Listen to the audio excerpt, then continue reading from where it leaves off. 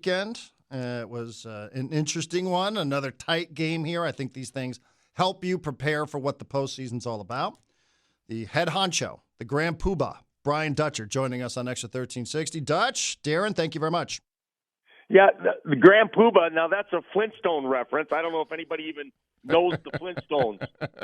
Well, we're not talking to your players. This is just you and me. I mean, that's us talking. All right. A couple of old guys on AM radio having this conversation, right? There you go. Dutch, congrats. Season's over. Yeah, it was a marathon at the end. I mean, a lot of games in a short period of time. Obviously, 3 games in 6 or 7 days to end it, and to get 2 road victories and get Fresno in double overtime was a great way to finish it. I think we won 9 of our last 10 games and got a little momentum heading into the conference tournament. 79-78 on Saturday night. I'm thinking, yeah, you guys had a lead, and obviously the travel and the double overtime game. I'm like, man, good thing college basketball games are 40 minutes, not 41 or 42 minutes, because, man, they were coming at you quick at the end of that one. Yeah, it's that perfect storm where they're pressing and you're trying to hold the ball. You know, a lot of times you press early in a game, we're going to try to attack it, try to score, but late in the game, you're trying to just hold the ball, not shoot the ball, run the clock out, and all of a sudden a turnover or 2 later, and it's a game. And that's what we did at Colorado State. We were down 20, pressed them, had a chance to win the game. So we're not immune to it. It happens to a lot of teams. Do close games matter? I mean, people like me always say that sort of stuff. I should probably ask somebody who lives this life. I was like, well, playing a bunch of close games is a good thing, because generally speaking, that's the way a lot of the postseason games go, whether it's the Mountain West Conference Tournament or the NCAAs. Is there value in the experience of playing and closing out tight games? Oh, absolutely. I mean, we'd like to win them all by 10 or 12, but that's not the reality of it. And we've lost close games. We've missed free throws and lost games. We've made plays and won games at the defensive end. And so all that experience hopefully prepares you for what you're going to see in these one-and-done situations. First, the conference tournament starting on Thursday, and then the NCAA tournament hopefully starting the following week. And also, I think that there's probably value not just in the actual playing of close games, tight games like you guys did, but also, you know, I don't know that your season was ever truly on the line, right? Especially when you have a conference tournament, which begins here in a couple of days, but also playing really important games for your resume. You know, I would imagine, too, that that's experience you could take from the regular season, which might come in handy as you head into the postseason. Yeah, we never talked about, hey, every one of these games is important to get us in the NCAA tournament if we don't win the Mountain West postseason tournament. But at the end of the day, most people feel we've already played our way into the field no matter what happens in the conference tournament. And I would say that's the ultimate goal. You want to play in the NCAA tournament. That is the top goal of any program. And from what I'm hearing, hopefully it's true that we've played our way in. Now, with that being said, our goal is to go win 3 games in Las Vegas this week.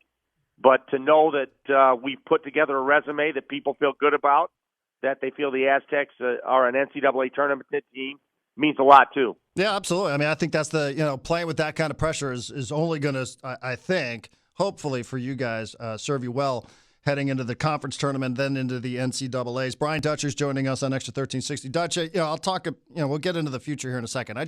Since it's the end of the regular season, I just want to ask, you always talked about getting better as the season goes on.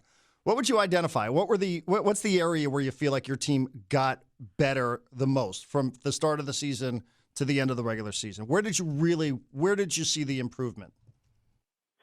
Probably just a better rhythm offensively, eliminating some stuff we were running that we weren't successful with, trying to become better at certain parts of our game, and getting, Matt Bradley comfortable, having the ball in his hands and making big plays. And sometimes you can say, hey, it's easy, just give him the ball. But sometimes he has to feel good about where he's at on the floor. He's got to want the ball with the game on the line.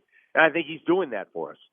We've talked a lot about how you've improved offensively, and it overlooks this question. How have you improved defensively?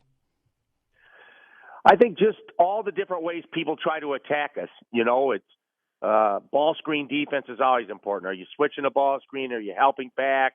Are you helping recover? There's so many different ways to play ball screens.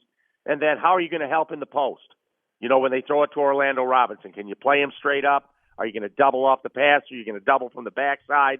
Just getting all those different scenarios against different teams gives you kind of a wealth of information that you can use now in the tournament. You also had a couple of players singled out for the individual awards. Newcomer of the Year, Matt Bradley. Defensive Player of the Year, Nathan Menza. Sort of speaks to, you can't be one of the best defensive teams in the country and not have one of the Defensive Players of the Year. Your thoughts just on the individual awards for a couple of your players? Yeah, there was the media awards today. I thought Matt Bradley was probably deserving to be on the first team all conference, but he wasn't in the media. I think he will be in the coaches poll. And so that, I think, comes out either later today or tomorrow.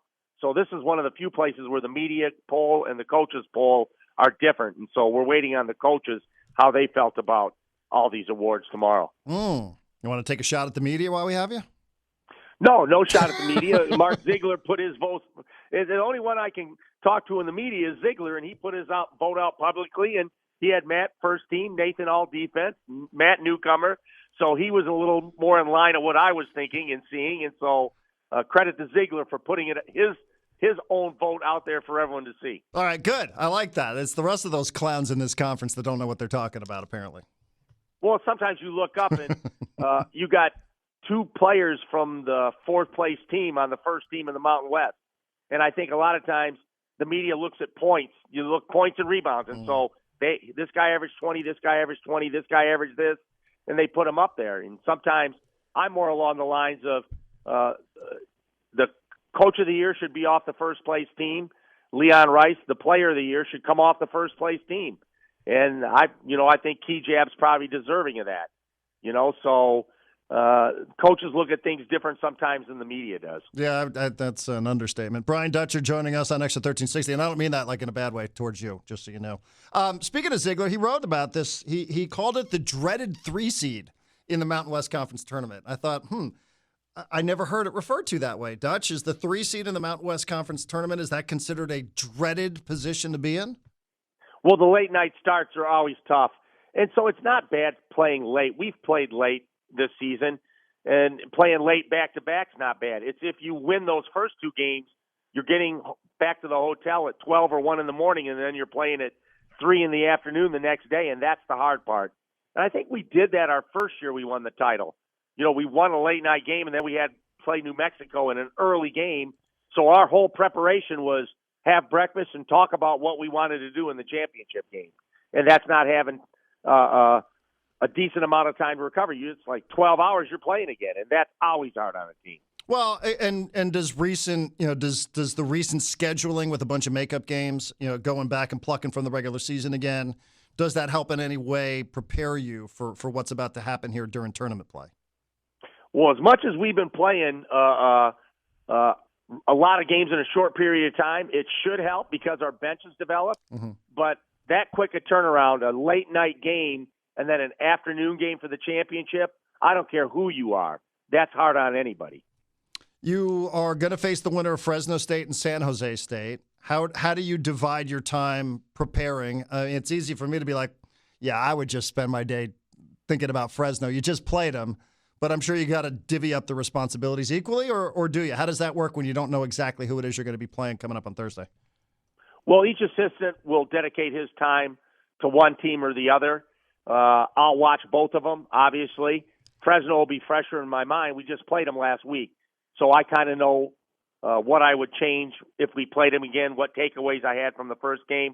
San Jose was not that far ago, but I'll go back, watch our games with both those teams, and I'll watch their last game or so. Obviously, Fresno played Wyoming after playing us. I'll watch that game. And then San Jose, I'll watch. They played a couple of games since us. So I will prepare for both teams. I won't concentrate overly one over the other. I'll try to be ready for both of them. I remember when this tournament used to rotate around a little bit, and now, like a lot of other conferences, it just seems like Vegas is the place. Is there any point in even bringing this up in the future, or is the Mountain West Conference tournament for you, Dutch? Is it just it's just going to be in Vegas for as long as you and I are going to be doing this dance? Yeah, I think it's found a home in Vegas. Most of the tournaments are WCC, Pac-12, Big West, Mountain West are all in Vegas. The only thing that'll change is if all of a sudden UNLV pops up and starts winning this thing consistently, we'll want to get it out of their home court. And that's always been an argument Steve Fisher had for years. Let's play it in Vegas, but let's not play it at the Thomas and Mack. Let's play it at some other venue that they have in Vegas. and that never really got a lot of traction. I think people just like the economics of playing into the Thomas and Mack. I think they gave us a deal, and a deal we couldn't turn down, and so we're at the Thomas and Mack because it makes financial sense, and I think the facility just makes itself available to us. Right. Okay. Good. Well, I'm glad then. It's a good deal for everybody involved. Yeah, it's a deal. It's not a great. Let Vegas win 2 or 3, and then see how the coaches act. Oh, right. Right now, they haven't won enough. I mean, if this was at Viejas and we were winning it every year, they'd have it out of Viejas before you could blink.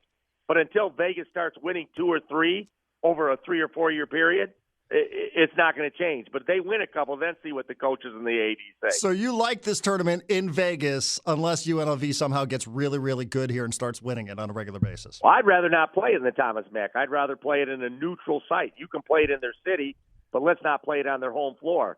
But like I said, until they start winning 1 or 2 times, then it won't be an issue. But it'll be an issue once they win a title or 2 where someone feels it's a competitive disadvantage. So what do you want to do? Go put it like a basketball court down and in a casino lobby or something? Oh, they played. Listen, the WCC, they're playing. I don't know if it's the Orleans, and they play at all the different venues that they've played at over the years. Pac-12 is playing at the MGM. Pro facility where the hockey team plays. So there are other venues to play at in Vegas, probably that aren't as big as Thomas and Mack, but that are probably less of a competitive advantage for UNLV. Right. They're playing. Pac-12 plays in the arena where the hockey team is. Okay, got it. Didn't for a couple years? Didn't they? I think the play Pac-12 MGM? was at. They were at that before T-Mobile. They played it at T-Mobile at the MGM. They played right. the Pac-12 tournament at the MGM. So there are other venues that host the college events that aren't on someone's home floor. Okay, got it. All right, I like it. Cool. You guys packing up the ladder? I mean, who's bringing the ladder? Who's responsible for bringing that out to the Thomas and Mack? I think that's all promotional. Whatever ladder there is, I'm sure they paid to be there. The official ladder of the Mountain West? Yeah, the Mountain West Conference ladder will be there. And hopefully we get to climb up on it and cut nets down. That's the last thing, just because there's so much history with you in this sport. I was watching over the weekend, Coach K's final game at home, hilariously won by North Carolina. Just got a thought, since you were on the opposite side of that team quite a bit. Got a quick thought on him having coached his final game at Cameron. I mean, what an incredible career. I mean, incredible. The national championships he's won, what he's meant to the game of basketball. But it's also let you know that no matter how long you're there, if your team doesn't bring it every night, whether it's your celebration night or not, it's hard to win a college basketball game. And so you got to come to play every night, and if you're lucky, you get enough wins to survive in this business. How'd you like it? He comes out and was like, unacceptable. How angry he was at the end of it, right before they were getting set to honor him. Well, maybe that's why he's had the success he's had. Everybody's personality is different. I don't have that personality. I don't know if I would say it's unacceptable. I would say it's a hard loss. I'm proud of our kids. Yeah, and the season's not over. And your season's not over as well. And our best basketball is ahead of us. There you go. Hopefully that's the case for San Diego State. It starts coming up Thursday night. They're going to play the late game coming up 8:30 p.m. Winner of Fresno State and San Jose State. You can listen to it here on Xtra 1360. Dutch, good luck. Congrats on a great regular season. We appreciate the time as always. Thanks, Darren. Thanks for having me. You got it. Brian Dutcher, everybody.